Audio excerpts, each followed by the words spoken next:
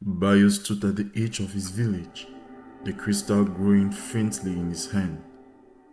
The memories of the realm of the shadows haunted him, especially the sacrifice of the night bird.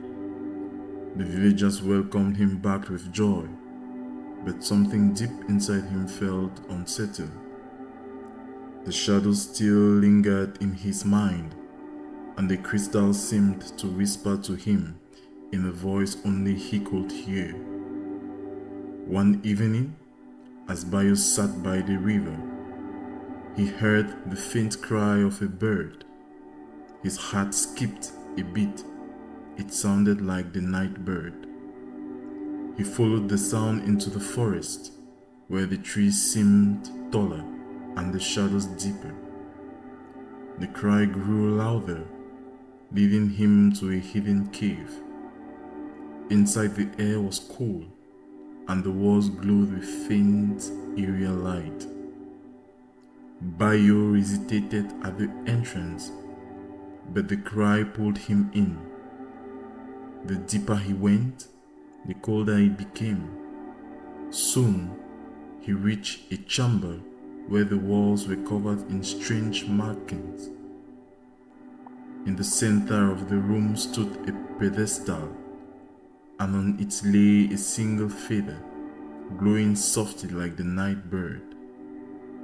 As he reached out to touch it, the feather floated into the air, and a swirl of wind surrounded it. Suddenly, the shadows in the cave began to move. They twisted and formed shapes, figures of people, animal, and the night bird. Bayo realized these shadows were memories, but not just this. They were the memories of all who had ever encountered the realm of shadows. The crystal in his hand started to pulse, and the shadows to circle him, whispering in a language he doesn't understand. The feather floated closer to Bayo, and the whisper grew louder. The shadow tried to grab the crystal from his hand, but he held on tightly. He knew he had to do something, but he wasn't sure what. The whispers were confusing, and the shadows were closing in. Bayo thought of the night bird's sacrifice and knew he couldn't let the shadows take control. He raised the crystal high above his head and focused his thoughts on the bird's light. The crystal began to glow brighter, and the shadows hissed in pain. The whispers turned into shouts, but Bayo didn't stop. He concentrated harder, thinking of the warmth of his village, the love of his family, and the peace he wanted to bring. The crystal lights grew until it filled the entire cave, and the shadows screamed as they were pushed back. The feather floated higher, turning into a bright ball of light. The shadows couldn't stand the brightness, and one by one, they dissolved into nothing. Bayo felt a rush of energy as the last of the shadows vanished. The cave became quiet, and the light from the feather settled into the crystal. It was warm now, pulsing gently in his hand.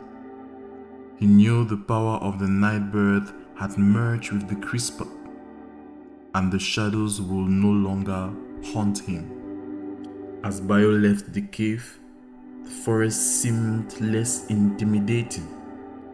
The trees no longer towered over him, and the path was clear. He returned to his village, where the sun was setting, casting a golden glow over the fields. Bayo felt a sense of peace that he hadn't felt since before his journey began. That night, Bayo placed the crystal in a special spot in his home, where it continued to glow softly. The villagers never asked him about his journey, but they noticed a change in him. He was more confident, with eyes brighter, and he often smiled as he knew a secret no one else did. Bayo knew his journey was over, but he also knew the lessons he had learned will stay with him forever. The realm of the shadows had taught him about courage, sacrifice, and power of light over darkness. He would never forget the night bird, and he promised to keep its memory alive by sharing his story with others. And so, Bayo still became a legend in his village, a story told around fire to children who dreamt of adventures. But Bayo himself knew that the true adventure wasn't in the realm of the shadows. It was facing the fears within his own heart and finding the strength to overcome them. The crystal light never faded, and neither did Bayo collapse. Bayo woke up the next morning, feeling a sense of calm that he hadn't felt in a long time. The villagers were going about their daily routines, but something inside him had changed. The crystal still glowing softly in his room was a reminder of everything he had been through. Although he had returned to the village safely, Bayo felt that his journey was not entirely over. One evening, as Bayo watched the sunset, he noticed something unusual. The crystal, which had been glowing faintly, began to pulse more brightly. Curiosity turned into concern as the crystal light intensified, casting long shadows in his room. Bayo felt a strange pull, and when he reached out to touch the crystal, a surge of energy coursed through him. The room around him blurred, and when he opened his eyes, he realized he was no longer in the village. He was back in the realm of the spirit. The mist surrounded him, cold and dense. Bayo clutched the crystal tightly, trying to understand why he had been brought back. He noticed a narrow path leading into a dark forest. The trees were twisted, their branches reaching out like claws, but the crystal light guided him forward. Bayo knew he had to continue, even though fear gnawed at him. After what seemed like hours, Bayo emerged into a clearing where a large stone altar stood, covered in ancient markings. The air burst with energy, and Bayo felt the power emanating from the altar. On it lay a small, intricately carved wooden box. As Bayo reached for it, a deep, familiar voice echoed through the clearing. "Are you ready to face what lies within?"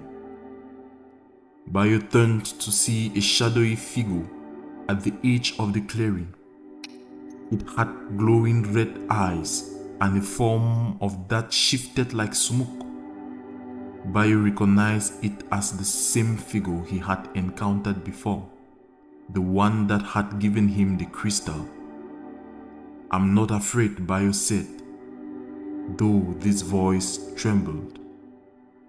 The figure moved closer, its red eyes locked onto Bayo.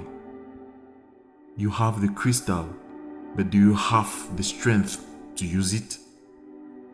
Bayo tightened his grip on the crystal. "I will do whatever it takes to protect my village." The figure seemed to consider his words, then nodded. "Very well, but know this, the power of the crystal is not yours to command. It is a gift, and with it comes great responsibility. What you do next will determine not only your fate, but the fate of all who come before you." Bayo swallowed hard, understanding the weight of the figure's words. With determination, he reached out and opened the box.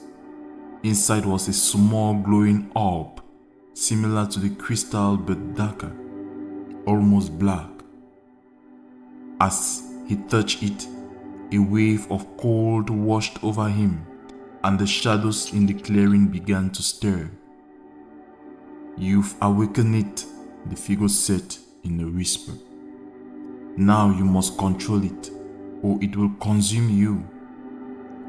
The orb in Bayo's hand pulsed with energy, and he felt the darkness within it trying to invade his mind. But Bayo focused on the crystal's light, using its warmth to push back the cold. The shadows swirled around him, growing more aggressive, but Bayo stood firm, refusing to let them take control. Slowly, the orb began to change. The darkness within it faded, replaced by a soft, warm light. Bayo could feel the power of the crystal emerging with the orb, creating something entirely new. The shadows in the daring grew still, as if waiting to see what would happen next.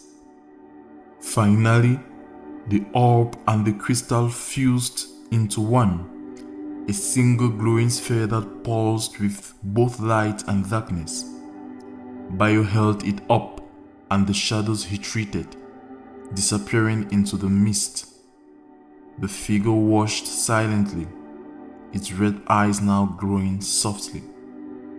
"You have done well," it said after a moment, "but your journey is not over. There is still much you have to learn, and many more challenges will face. The realm of shadows is only the beginning." Bayo nodded, though he wasn't sure what the figure meant. He knew that his journey had changed him, but he also knew that he couldn't stay in the realm of the shadows forever.